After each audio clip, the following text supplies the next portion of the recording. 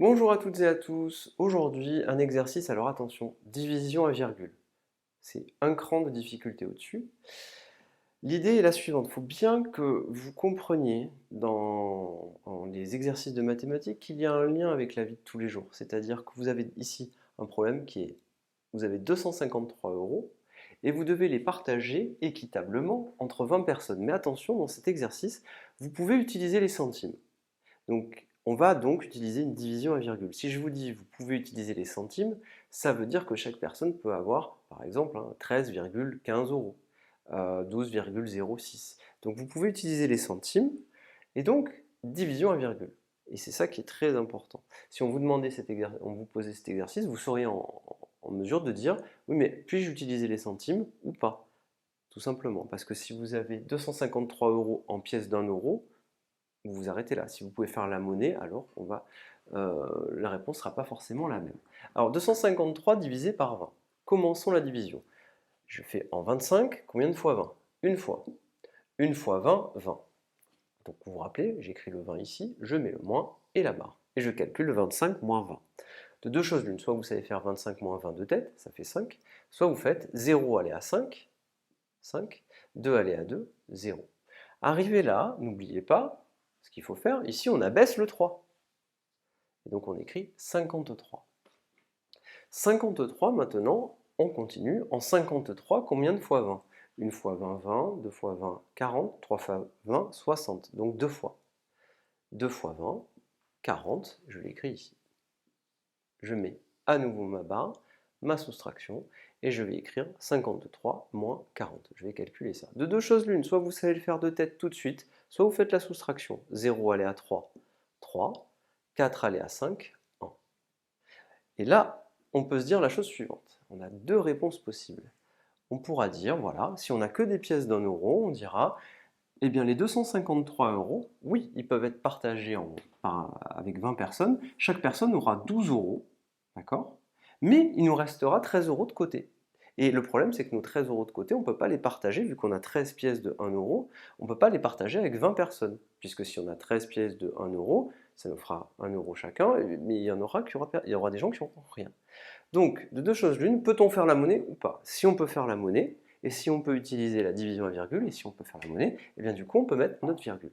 Maintenant, technique avec la virgule. Je mets la virgule ici, et je mets la virgule ici, et je rajoute un zéro. Une fois que le zéro est mis, je l'abaisse, et là, je le rajoute ici. Et une fois que cette étape cruciale est faite, ben là, on va se dire, on peut utiliser les nombres à virgule, on va utiliser les centimes, et on va faire notre calcul. Et là, on recommence comme d'habitude. En 130, combien de fois 20? Alors, en 130, combien de fois 20? Eh bien, on fait le calcul un petit peu à côté. 20 fois 5, 2 fois 5, 10. 20 fois 5, ça fait 100. 20 fois 6, ça fait 120. Eh bien, et 20 fois 7, vous savez que ça fait 140, car 2 fois 7, 14. Eh bien, ici, on écrira 6. 20 fois 6, ça fait 120. Donc là, j'écris 120. Et on aligne bien tout. Et là, je mets un moins. 130 moins 120, ça c'est pas très difficile. Alors ici il s'agit bien sûr de faire le calcul correctement. Donc 130 moins 120, ça nous fait 10.